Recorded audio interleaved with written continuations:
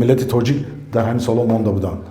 Пас савол ба шумо, куҷо шуд ин қадар миллати тоҷик куҷо шуд? Оё мо таърихи бузург надорем?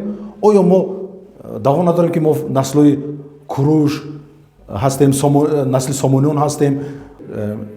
Миллати тоҷикро ин қариб ки тамоми ҷавононе ки буданд дар ҳамон вақт. Эй мардум, душмани худро шиносе. ин айб аст, ин нанг аст, ин хиёнат ба аҷдоди мо ҳаст, ин хиёнат ба миллати тоҷик ҳаст. Салому алайкум дӯстон ва ҳамватанон. Ана 9 май ҳам омад, иди ғалаба ҳам омад. нигоҳ мекунед, президенти Тоҷикистон рафт ин Путинро табрик кард, миллати русро табрик кард бо ин ид.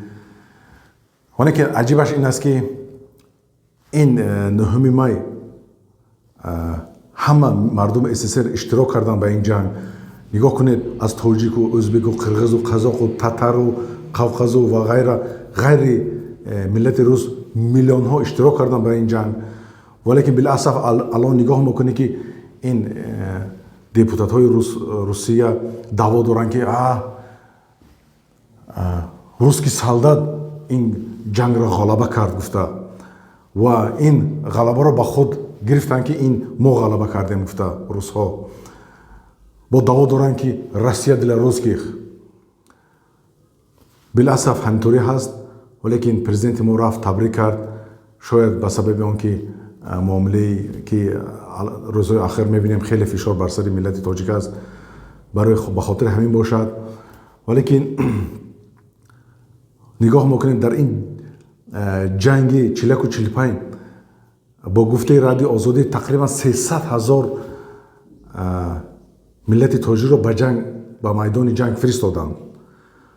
аз ин 92,000-аш кушта, тақрибан 100,000 одати инҳо кушта ва беноми нишон гум шуда рафта. баъде баъзе мардум фикр мекунанд ки 300,000 ин одат кам буд ё чӣ хел фикр мекунанд. ман дар шумо як чизи оддиро мефаҳмонам. обратный отчет менависам, ҳозир мефаҳмед? дӯстон, алон нигоҳ мекунем, дар Тоҷикистон 11 миллион аҳолӣ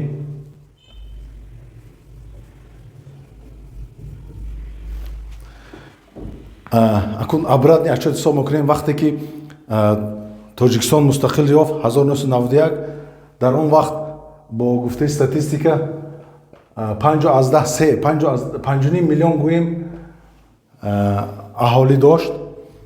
акун нигоҳ кунед, муддати 33 сол ба мо қариб 2 баробар зиёд шудем. ин ҳисоб карданашам хеле осон аст. агар мо қафо равем, муддати 33 сол ба 2 баробар зиёд шудем. ако бо мегузарем, бо 33 сол дигар қафо мегузарем. дар инҷо чӣ қадар мемонад? 2.7. ин ҳам каме хато ҳаст. чаро ки агар мо средний рождаемся нигоҳ мекунем, дар баъди солҳои 1960 хеле сери буд, пурӣ буд. дар он ҷо средний рождаемс қариб 8 кас, 10 кас, хеле бисёр буд. ин гӯем ки тақрибан 2 миллион буд, тақрибан 1960. баъд аз ин хеле рождаемс калон буд. ҳаме мо медонем ки падаро модари мо 7 кас, 8 кас то 2 каса фарзандо доштанд. акун нигоҳ кунед ки баъди 1991 то ина средний рождаемс 4-та, 5-та. валекин дар баъди соли 1960 хеле бисёр буд. тақрибан гӯем 2 миллионта. акун аз 2 миллион бо обратный отчет тақрибан 1940 равем, гӯем 1 миллионта аҳоли миллати тоҷик буд. ҳоли дар ин 11 миллион дар Тоҷикистон бо инҷа ба одати хеле бисёр ӯзбекам ҳастанд, но ба шакли ом ман гиртосем 1 миллион миллати тоҷик буд. акун нигоҳ кунед ки аз 1 миллион бо гуфтаи Радиои Озодӣ 300,000 шаҳрвандони миллати тоҷикро ба майдони ҷанг фиристоданд. ин қариб ки тамоми дар ҳамон вақт мардое ки буданд, ҳамонҳоро зӯран гирифту ба майдони ҷанг фиристод. аз байни инҳо тақрибан 100,000 кушта ва беноми нишон гум шуданд. ако фаҳмидед ки аз 1 миллион чӣ қадар ба ҷанги дуюми ҷаҳон фиристодам, ин хеле одати калон, хеле одати калон. 300 000 фиристодани миллати тоҷикро ин қариб ки тамоми ҷавононе ки буданд дар ҳамон вақт.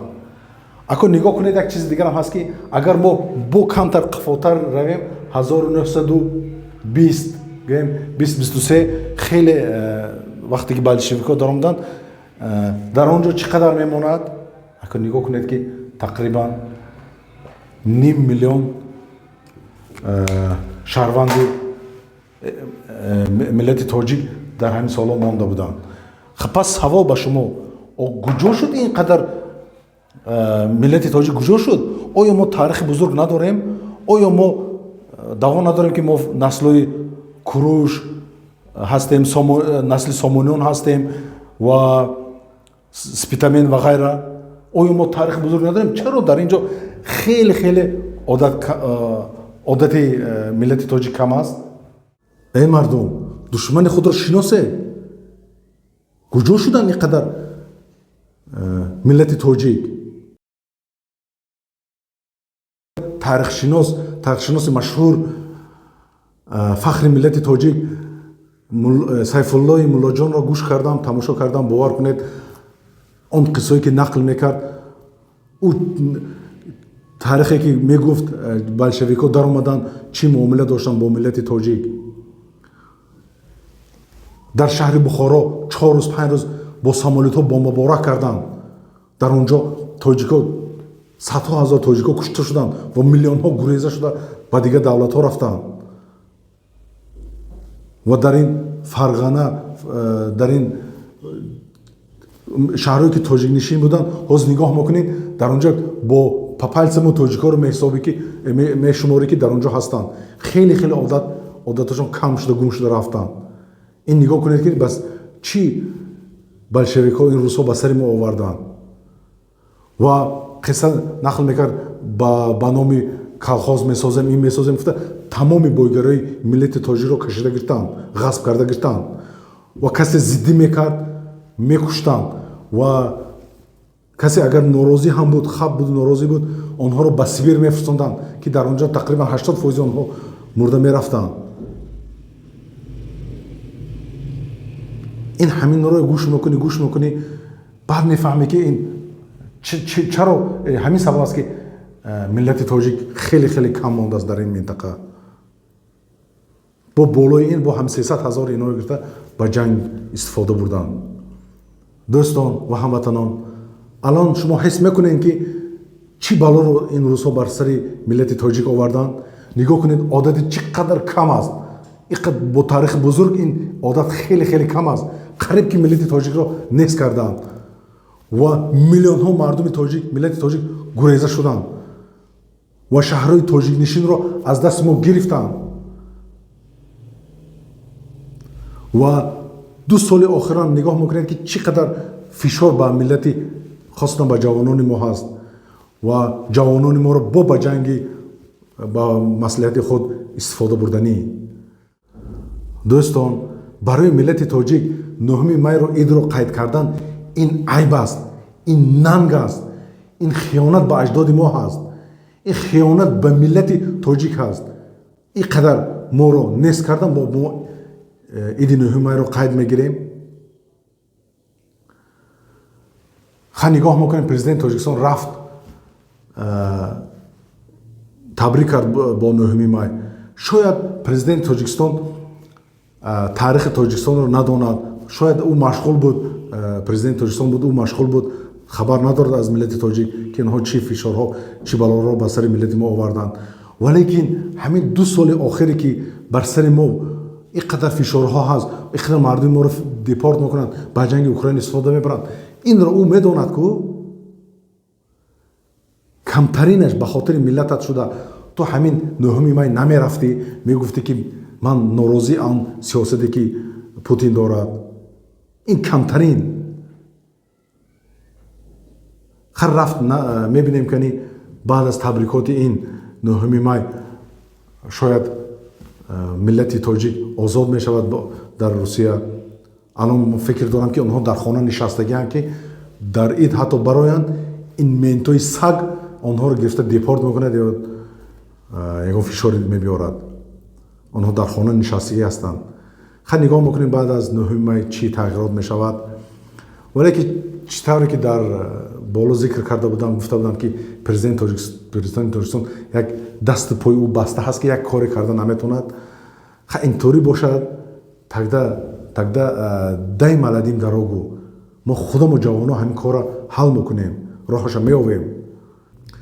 من به شما نصیحت میکنم که از تاریخ خود باخبر باشین، دشمن خود را شناسین. همین سیف الله ملاجان را گوش کنین، او خیلی آدمی تاریخ شناسی مشهور است. و دیگری قاسم آدینبک این را هم گوش کنین.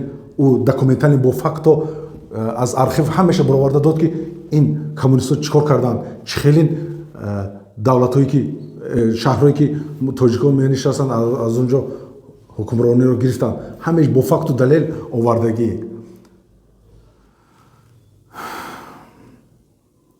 شما رو به خداوند میسپارم دوستان و هموطنان.